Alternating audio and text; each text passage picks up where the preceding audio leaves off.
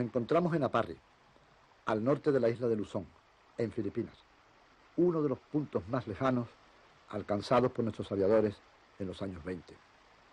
Hemos venido aquí, donde aterrizaron Gallarza y Loriga en 1926, tras sobrevolar el mar de la China en su vuelo Madrid-Manila, y hasta otros lugares también muy distantes de nuestras tierras, para recordar el paso de aquellos pilotos, observadores y mecánicos que en días ya muy lejanos cimentaron con su preparación técnica y con su arrojo la historia de la aviación española.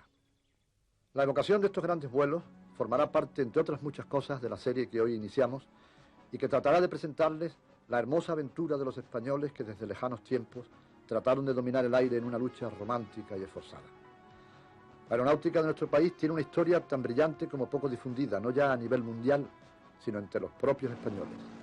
El propósito de esta serie es dar a conocer lo que han llevado a cabo nuestros hombres del aire en todos los ámbitos, desde el deportivo o el militar hasta el del comercio o la industria, junto a los grandes acontecimientos de la aviación mundial y algunas cosas curiosas recogidas por operadores a los que la suerte les fue tan favorable como adversa a los aviadores.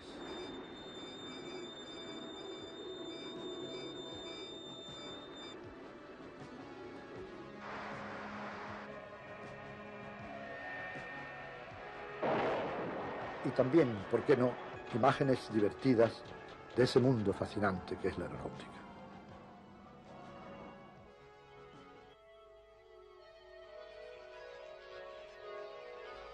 El deseo de volar, de imitar a los pájaros, es casi tan antiguo como el hombre. La impotencia humana para elevarse sobre la tierra hizo considerar el vuelo a nuestros antepasados como algo sobrenatural, como una facultad reservada a seres supremos. Por eso imaginó a muchas de sus divinidades dotadas de alas.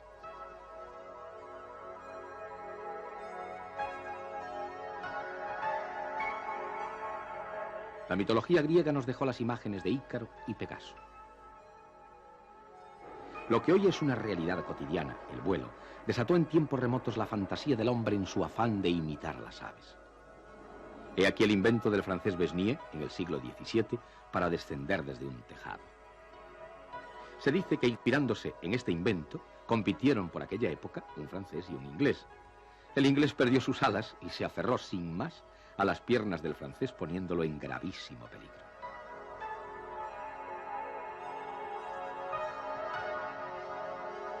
Esta es la esfera volante con la que Cyrano de Bergerac pretendía llegar a la Luna, tan similar a los vehículos espaciales de hoy.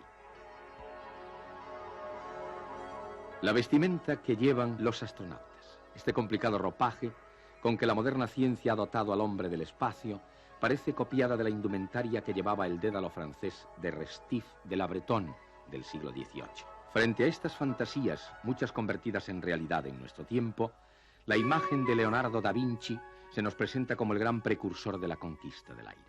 Sus especulaciones teóricas tuvieron verdadera base científica y ejercieron una indudable influencia sobre posteriores estudios. Con motivo del 5º centenario del artista inventor en 1952, el gobierno italiano convirtió en realidad los diseños de Leonardo, construyendo todos estos curiosos modelos surgidos de su ingenio tras un prolongado y hondo estudio del vuelo de los pájaros.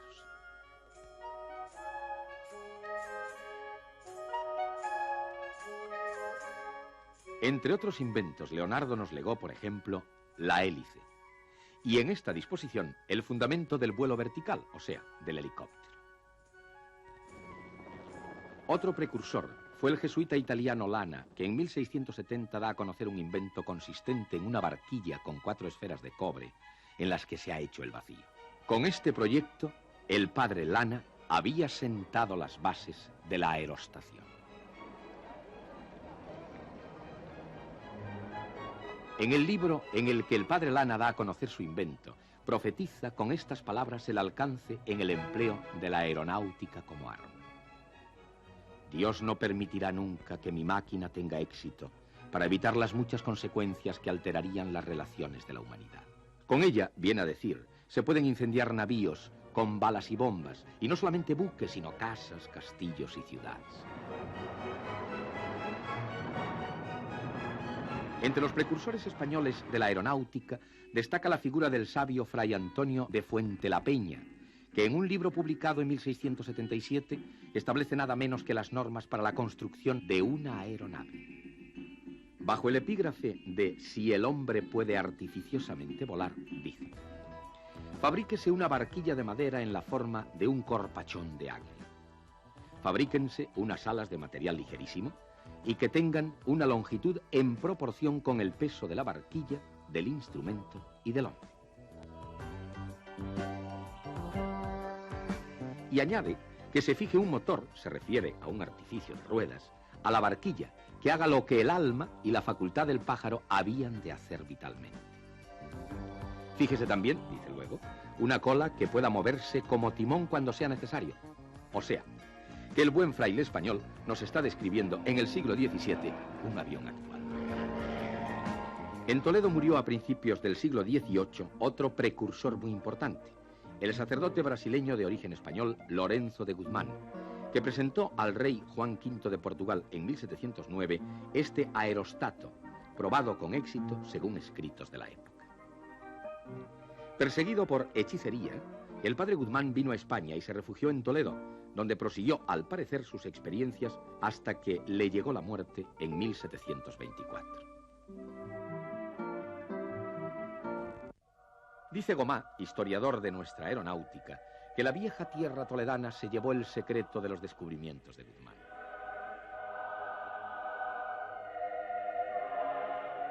Algunos años más tarde escribe: los estudios y experiencias del sabio fueron conocidos y aplicados con éxito ruidoso por los hermanos Montgolfier. Eran estos unos fabricantes de papel establecidos en la ciudad francesa de Annonay, que consiguieron elevar un globo sin tripulantes el día 5 de junio de 1783. Los Montgolfier hicieron ascender después su globo en Versalles a petición de los reyes Luis XVI y María Antonieta.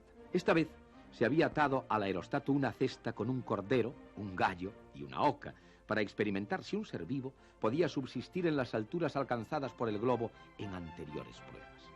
Los aerostatos provocaban muchas veces el pánico de los campesinos, que los destruían al verlos aterrizar, lo que obligó a las autoridades francesas a difundir un bando que decía: el que descubra en el cielo un objeto en forma de luna oscura, quede prevenido de que, lejos de tratarse de un fenómeno espantoso, no es sino un globo de tela que no puede causar daño alguno y el cual puede presumirse que algún día tenga aplicaciones útiles a la sociedad. Pero ni por esas. El primer hombre que ascendió en un aerostato cautivo fue el físico francés Pilatre de Rossier. A esta experiencia siguió otra del propio Rossier y el marqués de Arland, para la que harían cortar las amarras. Fue por lo tanto el primer viaje aéreo. Los dos pasajeros se colocaron en lugares diametralmente opuestos para guardar el equilibrio. Parece que costó mucho a estos aeronautas convencer a Luis XVI para que les permitiera realizar este vuelo, reservado en principio a 2 condenados a muerte. El vuelo, de 9 kilómetros y 25 minutos de duración, produjo un verdadero delirio en los habitantes de París. Tras estas experiencias, los globos se extendieron notablemente.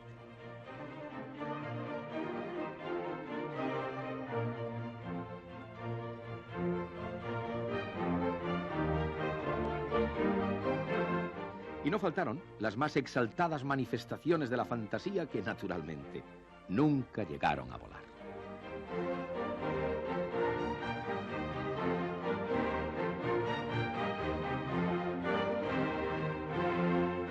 El mismo año del logro de los Montgolfier, tuvo lugar en España la primera ascensión de un globo sin tripulante. La hizo posible en Madrid el eminente físico y matemático canario don José de Viera y Clavijo, con base probablemente en las experiencias de Guzmán. La primera ascensión con tripulante se llevó a cabo en nuestro país el 4 de julio de 1784 y tuvo por escenario el Real Sitio de Aranjuez. La realizó un francés apellidado Bouclé y el hecho quedó recogido en este óleo de gran belleza. Casi 2 siglos después, modernos aerosteros reviven con frecuencia la aventura de Bouclé. Y por cierto, con mejor fortuna, porque el aeronauta francés del 18 estuvo a punto de perder la vida en aquel mismo lugar al incendiársele el globo.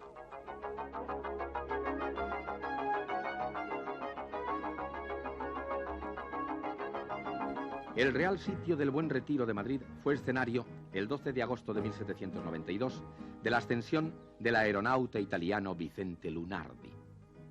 En el Museo Municipal se conserva un curioso grabado que señala el espacio acotado por las vallas para los que han de permanecer de pie, las sillas para espectadores distinguidos, y el palacio, desde donde, dice el anuncio, contemplará la ascensión el príncipe nuestro señor, que Dios guarde, y demás personas reales, por cuyo motivo debe esperarse moderación del público.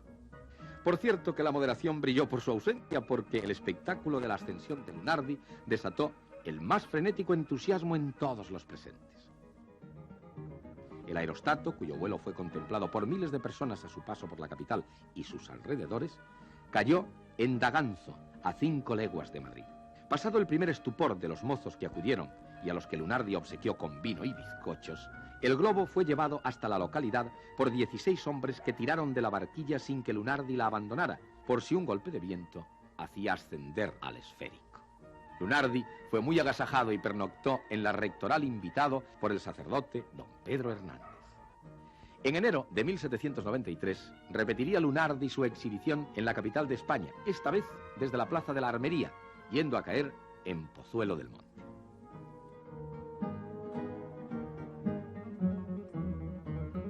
Lunardi realizaría otras ascensiones en el Buen Retiro, en una de las cuales llevó una botella vacía con la que recogió aire en el punto más alto de su ascensión, a fin de que fuera analizada después la atmósfera. Los vuelos de Lunardi fueron tan importantes que hasta Goya dejó constancia de ellos en este lienzo, poco difundido, por cierto. A don Pedro Abarca de Bolea, conde de Aranda y capitán general de la artillería española, se debe la primera aplicación militar de los globos realizada en el mundo. Fue a fines del siglo XVIII y tuvo como marco la antigua y entrañable ciudad de Segovia, espectadora de tantos y tantos hechos históricos.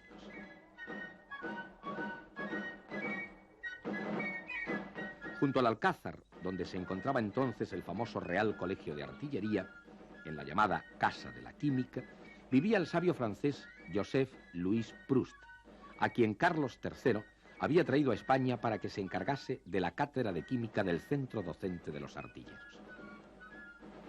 Pues bien, Proust y un grupo de oficiales y cadetes, Fuertes, Gutiérrez, La Hogosa y Gallangos, realizaron una experiencia con un globo cautivo como observatorio para la artillería en los primeros días de noviembre de 1792.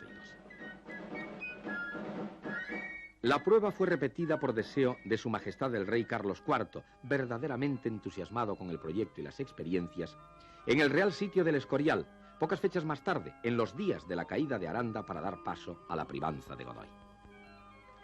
Sus Majestades, que contemplaron la ascensión desde el Real Monasterio, quedaron muy complacidos de la demostración y prometieron su apoyo a los artilleros. Acontecimientos posteriores relegaron el proyecto al olvido. Fue este el comienzo de la aerostación militar en España y en el mundo. 2 años más tarde, Francia crea su primera compañía de aeronautas militares. La intervención de los globos contribuye a la victoria gala sobre los austríacos en la batalla de Fleury. El éxito de los globos fue tal que incluso pasó por la mente imperial la invasión de Inglaterra con la colaboración de los aerostatos. Y hubo en Francia quien imaginó hasta gigantescos globos transportando unidades de caballería.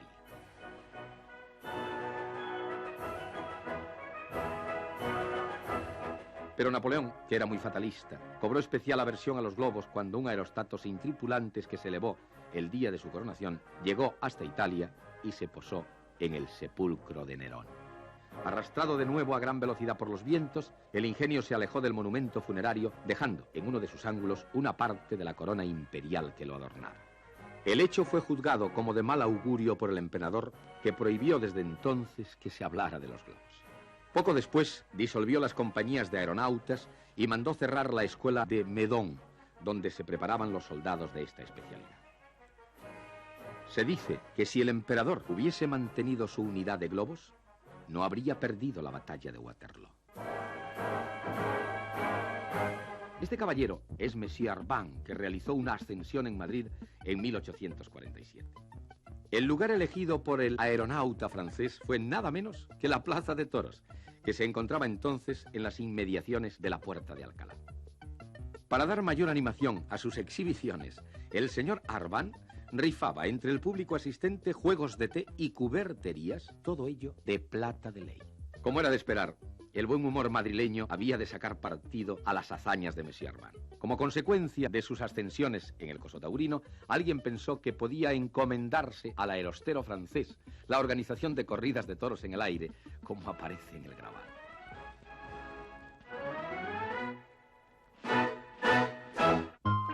Por aquellos días, y como prolongación de la guasa madrileña, se editó un libro titulado Viaje aerostático de Fray Gerundio y Tirabeque, en compañía de Monsieur Arban, en el que se relata un recorrido imaginario de un fraile y un lego con el aeronauta. El libro, de autor anónimo, es una graciosa sátira contra el entusiasmo que habían despertado en la capital de España las ascensiones de Arban. También llevó a cabo Arban, aquel mismo 1847, diversas exhibiciones en Barcelona. 2 años más tarde vuelve Arban a la ciudad condal, después de haber realizado una gran hazaña, el paso de los Alpes partiendo de Marsella y tomando tierra en Turín. Arban ascendió un día con su esposa en Barcelona, descendió en una playa cercana, volvió a elevarse y desapareció para siempre en el mar. No fue este el primer ni el último accidente sufrido por aeronautas. Los globos se cobraron muchas vidas en la epopeya de la inicial aerostación. Así, en 1824, Thomas Harris se lanza del globo que caía para aligerar de peso la barquilla y salvar la vida de su novia que viajaba con él. Otra víctima de la aerostación fue el inglés Robert Cocking, cuyo globo se desinfló a 2000 metros de altura. En 1863, un gran vendaval arrastra a un globo que, tras partir en dos un grueso árbol, se precipita contra un tren en marcha.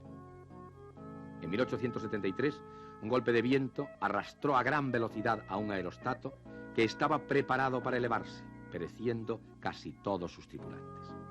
Muy difundida fue, en 1875, la tragedia del globo Zenit.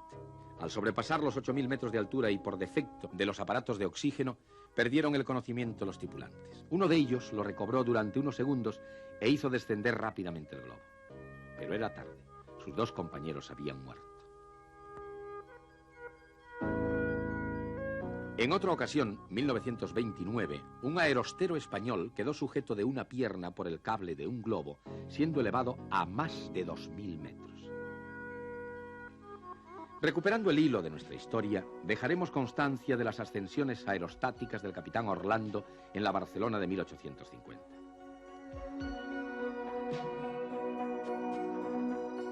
Aquí tienen ustedes a don Ubaldo Pasarón y de la Lastra, militar, escritor y científico español, nacido en Lugo, autor de un libro titulado Pilotaje aeronáutico, y que se hizo dar el título de descubridor de la navegación atmosférica. Pasarón inventó un sistema postal aerostático que llamó Flotante Correo Universal Circunnavegador, que, como es lógico, no pudo poner en práctica y provocó la hilaridad general. Algo menos de un siglo después, el Flotante Correo Universal Circunnavegador se haría realidad en los satélites espaciales de comunicación.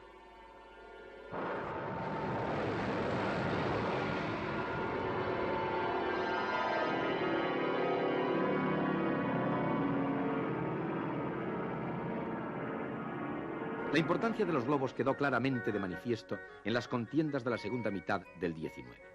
Así, en la Guerra de Secesión norteamericana, en la franco-prusiana, o más tarde en el conflicto anglo-bóer. En España se crea en 1884, bajo el reinado de Alfonso XII, una unidad de aerostación militar, dependiente del batallón de telégrafos de los ingenieros. Estos adquieren en Francia un equipo completo marca Young que se transportaba en 3 carruajes, uno para el globo y sus accesorios, otro con los elementos para la producción del gas hidrógeno y un tercero con un cable de 500 metros y la máquina de vapor para su manejo. Su Majestad la Reina Regente, doña María Cristina, que aparece aquí en una filmación de principios del siglo, acudió a la Casa de Campo de Madrid el día 27 de junio de 1889 para presenciar uno de los ejercicios de la unidad de aerostación que mandaba el coronel López de la Torre. En el curso de las prácticas que se celebraban en un claro del Regio Parque, quiso doña María Cristina efectuar una ascensión. La animosa soberana montó en la barquilla y entre vítores y aplausos de los presentes subió el globo hasta una altura de 300 metros.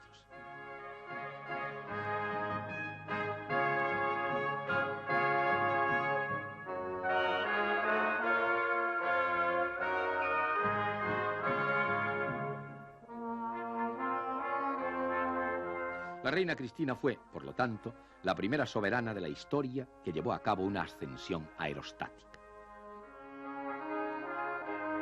En el Museo del Ejército de la capital de España se conserva la barquilla del globo en el que la reina Cristina realizó esta ascensión aerostática como muestra de su apoyo a la naciente especialidad militar. La ley de 17 de diciembre de 1896 creó el servicio de aerostación independizándolo del batallón de telégrafos. Para sede de esta unidad fue elegida la ciudad de Guadalajara, muy unida a los ingenieros por hallarse allí la Academia del Arma, uno de cuyos desfiles he recogido aquí por las cámaras de principios de siglo. Al naciente servicio se le asignó un terreno en las afueras de la ciudad que se denominó desde entonces Polígono de Aerostación. En él se levantaron diversos edificios y un cobertizo para alojar los globos. Para el mando de la compañía de aerostación y su parque fue designado un ilustre militar catalán, el comandante de ingenieros, don Pedro Vives y Vic, que poseía ya una amplia experiencia en ascensiones en globo. En las prácticas del servicio utilizaba Vives globos esféricos y también dos modernísimos aerostatos cilíndricos, uno adquirido en Alemania y otro hecho en Guadalajara. Hasta nosotros ha llegado un documento cinematográfico de gran valor, la visita de Su Majestad el Rey don Alfonso XIII al Parque de Aerostación de Guadalajara el 26 de marzo de 1904. El monarca tiene solo 17 años. El mal estado del celuloide, con 80 cumplidos, queda compensado por el interés de las imágenes, los viejos y elegantes uniformes, las levitas, chisteras y bombines. Ayer, como hoy, el inevitable saludo a la cámara. Alfonso XIII presencia la inflación de un globo. Al abandonar la comitiva, el polígono de Guadalajara, se eleva el globo Marte, tripulado por el capitán Jiménez Millas y el teniente Gordejuela. Vean de paso los esfuerzos de un caballero para que no deje de captarlo la cámara. Del viejo solar de Guadalajara desaparecieron hace ya casi medio siglo las actividades de la aerostación. El llano que se extiende en estas imágenes ante el cobertizo de los globos se nos presenta todavía milagrosamente respetado por un ensanche de la ciudad que no tardará, como es lógico, en producirse.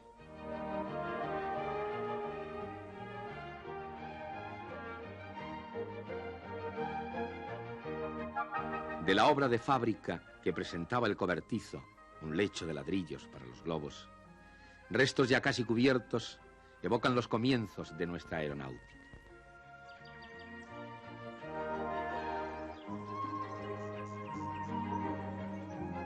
Edificios e instalaciones ya fuera de servicio, hace muchos años, son todavía mudo homenaje a la memoria de aquellos hombres que durante 40 años, de 1896 a 1936, vivieron en este lugar una constante y afanosa aventura. Pero la aerostación no moriría con el invento y desarrollo del avión. Los globos constituyen hoy un deporte muy apreciado y con numerosos cultivadores. No hace muchos años, los madrileños pudieron contemplar el paso de unos vistosos aerostatos desde los que se obtuvieron estas curiosas imágenes de la capital de España.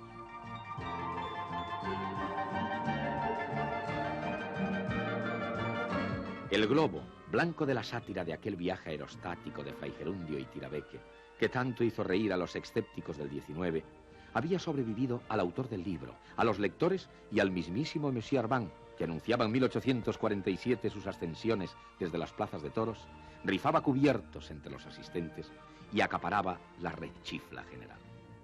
Siglo y medio después, los globos seguían navegando los cielos de Madrid con su lento y majestuoso vuelo.